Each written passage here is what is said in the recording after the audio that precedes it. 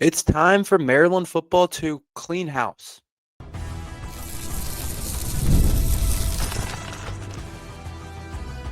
You are Locked On Terps, your daily podcast on the Maryland Terps, part of the Locked On Podcast Network. Your team every day. What's up, everyone? I'm Trey Moore, host of Locked On Terps, part of the Locked On Podcast Network, your team every day. So thank you guys for making us part of your day. And today's episode is brought to you by FanDuel. Right now, new customers can bet just $5, and if your bet wins, you get $300 in bonus bets to use across the app. Download the app today. Maryland football. Where do I even start with Maryland football? I said it a couple weeks ago that fire Mike Locksley should kind of happen, and I think I'm very much still on that point, and I think a lot of people have started to hop on the train that it's time for Maryland football to clean house. It's just terrible right now. It's terrible. I haven't seen a worse game potentially so far this year than this Rutgers game. This Rutgers game has maybe been the most frustrating game of the year for the pure fact that I thought it was the worst team we've played this year besides Wisconsin in the Big Ten. I thought Wisconsin was pretty bad, but I thought Rutgers was right there with them, a pretty bad Big Ten team. And their record had showed that what they've done all season has definitely shown that they haven't been very good. They haven't won. They've only won one Big Ten game. They haven't been good in conference at all. They've been getting slapped around. Their defense has been bad. And I was like, okay, this is our opportunity to make an improvement, for Mike Locksley to make some type of statement, to get some type of win to actually give us potential to get into a bowl game.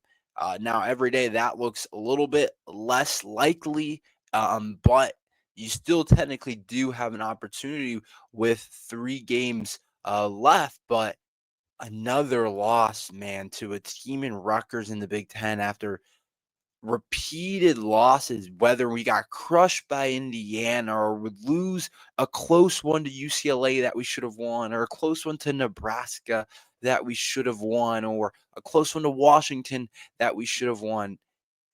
It's just not going our way. And I think it's fair to say we might need something different. We might need something changed. We might need to try something different out, because right now whatever's going on isn't working right now, and Maryland football is just we're kind of going down a rabbit hole that I feel like we don't want to be in. And I get why you keep Loxley. I get why he can help the program. Like, I get some of those things, but I just think right now Maryland football is in such a bad spot that it needs to clean house after losing by 15 to Rutgers, 20-15. It was honestly an embarrassing type of game. Like, I thought we looked really bad on Saturday. Offensively, it was kind of an opposite type of game of what we've been used to all year. The passing game wasn't working at all. And I thought we were going to be able to throw the ball in Rutgers. They've been pretty bad defensively all around this year. I think that's part of the reason why we were able to run the ball on them. But I thought we'd be able to throw the ball. But Malik Washington he's looking worse and worse every week. He had a really good game rushing the ball, 8 carries, 164 yards, and a touchdown. He had that big one to start the game, a big reason why he was over 100 rushing. Something I've been kind of begging him to do all season is run the football, and he finally did it, and it looked pretty good for Maryland football for sure. But I think that when you look at it, he's regressing in the ways that I think are important. Like, I love running the football and everything like that, but that's something that you can't really like you can get better feeling out pass rush and different things like that, but I'm not too worried about that. Like, I know that will be sustainable throughout his career. Throwing the football is getting worse. It's getting worse in terms of Maryland receivers getting open, the time he has to throw it. And you would think against a Rutgers team, he would have one of his better passing games, but we didn't even get to 100 yards this game. And I think that's his first game of the season where he hasn't gotten at least 100 yards. The receivers this year have been disappointing. The offensive coordinator, Hamilton, has been disappointing. Dorian Fleming had a decent game, I guess you could say, with 4 receptions, 39 yards. Caleb Webb had a nice receiving touchdown, but guys that you would expect to be there, Octavian Smith, Jaleel Farouk, Shalik Notch, just haven't. I will give it to Nolan Ray. He did have a good game rushing the ball, and I think we try to lean on that. Dwan Williams also had a bunch of carries and rushed the ball better than they both have all season, but it was just a bad game offensively. And we think of Mike Locksley as an offensive coach. So it's like if we're not doing well offensively, if we're not putting together things offensively, it's harder for me to feel his value as a head coach, to be completely honest. And that's just the way I see it right now. And the run defense, where do I even start? Pathetic. Pathetic. Rutgers didn't even they passed the ball 20 times and they still threw for a good bit.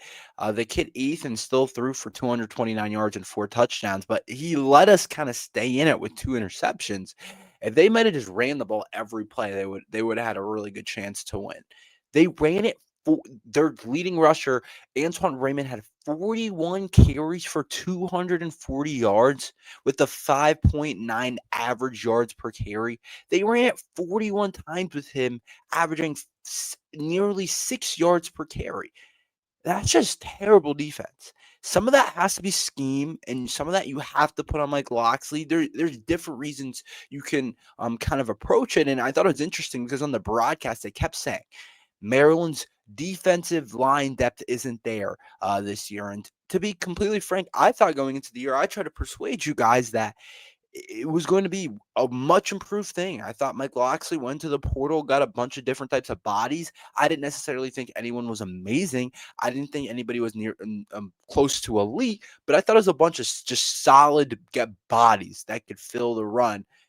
That's become non-existent as well. And you look at it and you're like, whose fault is it? Who are we going to blame here? And Malik Washington can't throw the ball. Our offense isn't effective. We get a little bit of a run game going, but other than that, our receivers that are, I'd say, what were one time heading into the year, the strength of our team have fallen off. We can't push the ball down the field. They're running it down our throat, but they also had a really efficient day passing the football. I'm like, what are we doing right now as a football team? Like Rutgers did that to us. That's when I'm like, it's time to clean house. It is what it is. Now, under the Mike Locksley era, how many years, the amount of years that it's been, you're like, some things should look better than what it is. We shouldn't be having the same problems that we've been having. And eventually, it's just not going to work. And with the new AD, I just don't know if we're going to put up with it. Now, somebody said Maryland's going to have trouble coming up with the buyout money and different things like that. And it feels like a lot of our problems are rooted in that. But I think they're going to have to figure it out because it just gets to a point. It gets to a point where it's hard for anyone to defend him. It just does. And I have no idea what's going to happen because we have this large freshman class that everyone still thinks is the future of the program and being able to keep some of those guys. But at a certain point, it's not even going to matter. It's not going to matter. Like Malik Washington can become really good and we can still win 1 or 2 Big Ten games, or we can still just be above or hopefully close to average. And you want to get out of that cycle eventually. And so you might have to go backwards to go up, but it's like, how much are we even going backwards?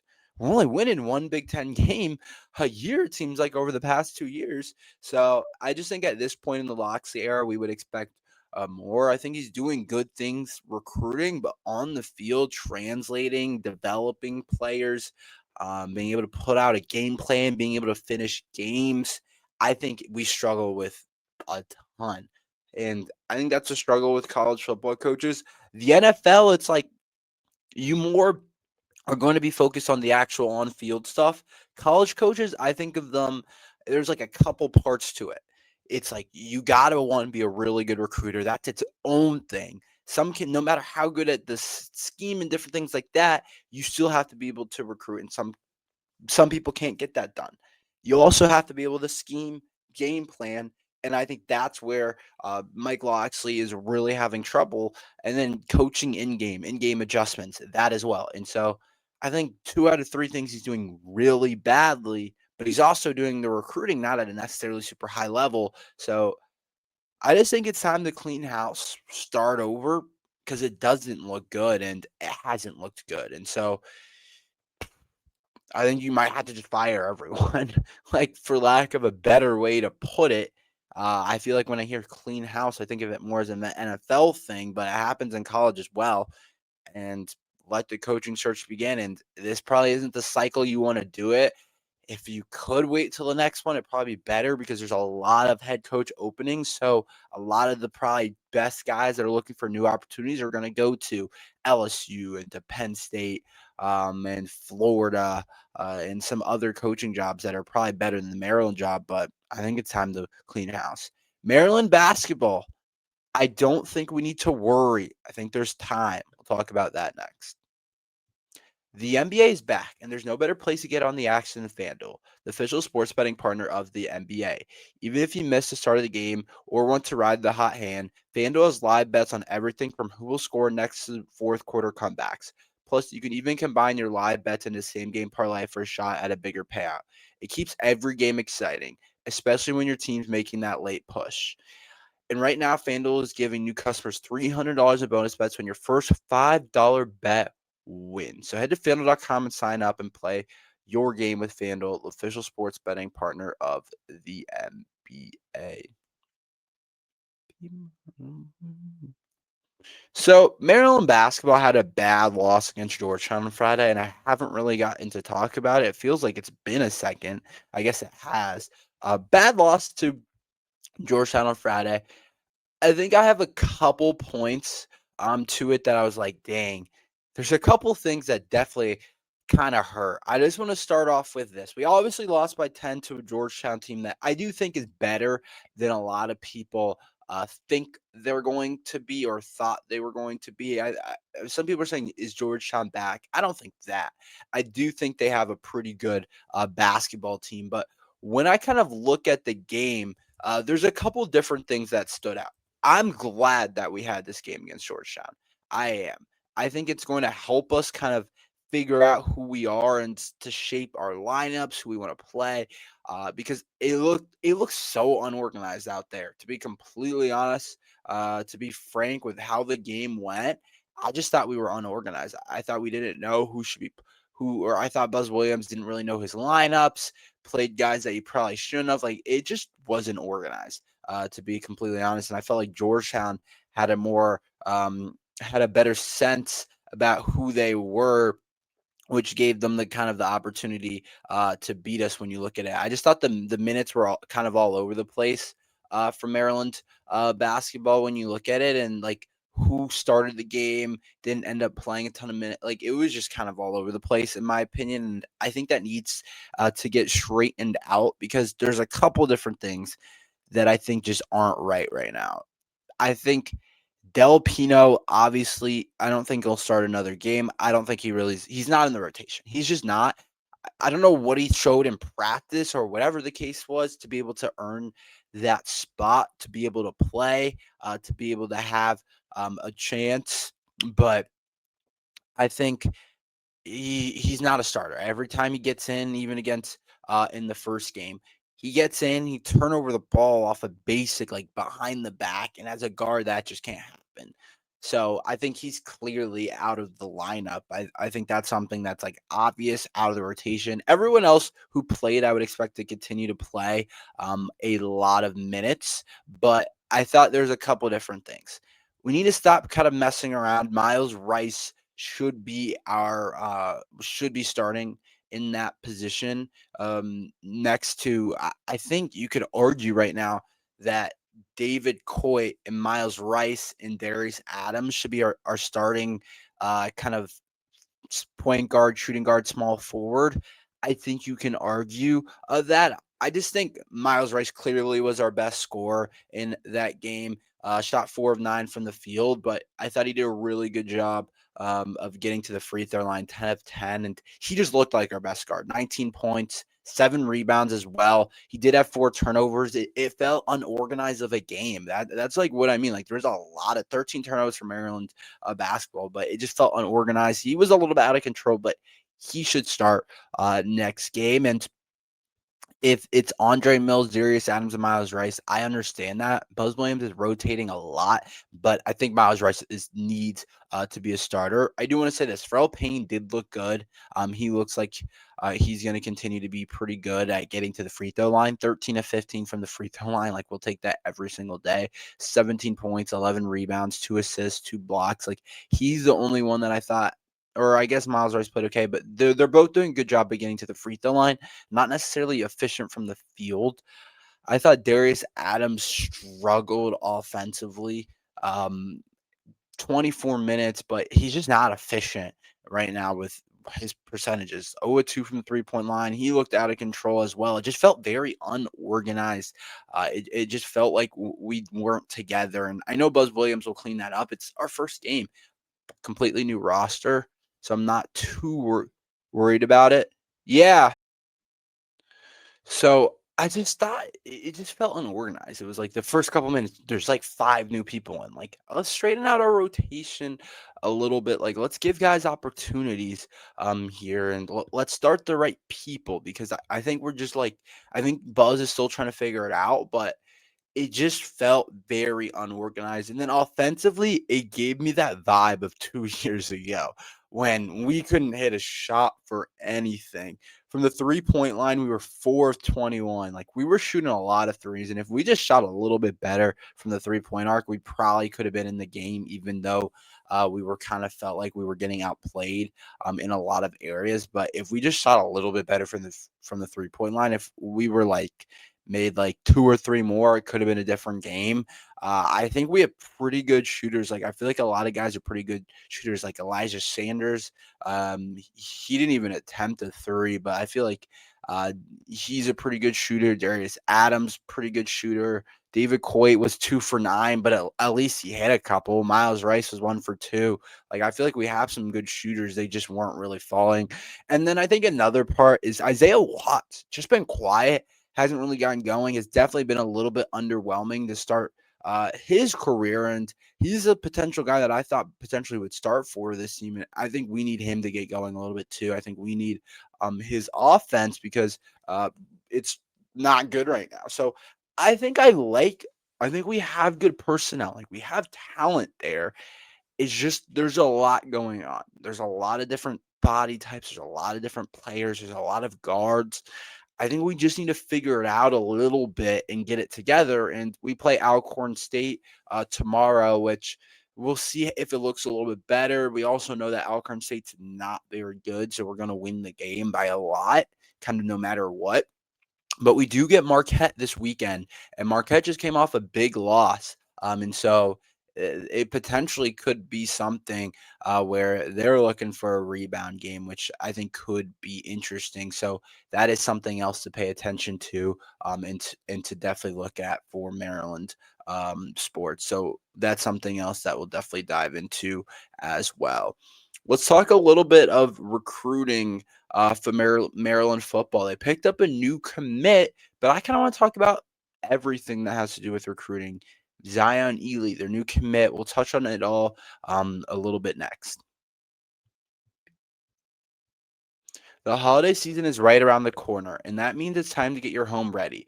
Whether you need for seating for guests, cozy new linens, or fun serviceware for holiday hosting, Wayfair's Black Friday sale is here to help you make your space shine. And the best part is you don't have to wait. Wayfair's Black Friday deals are happening all month long, with up to 70% off everything from sofas to spatulas. I recently upgraded my dining chairs and my rug from Wayfair, and it completely transformed our house. I couldn't believe how fast everything shipped just in time for the holidays. Browsing through their site, it's easy to find pieces that actually fit my style. Nothing generic, just quality designs that feel personal. If you ever hosted a family for the holidays, you know how much of a difference a few touches can make. Wayfair makes that easy. Don't miss out on early Black Friday deals. Head to wayfair.com now to shop Wayfair's Black Friday sale for 70% off. That's WAYFAIR.com. Sale ends December 4th.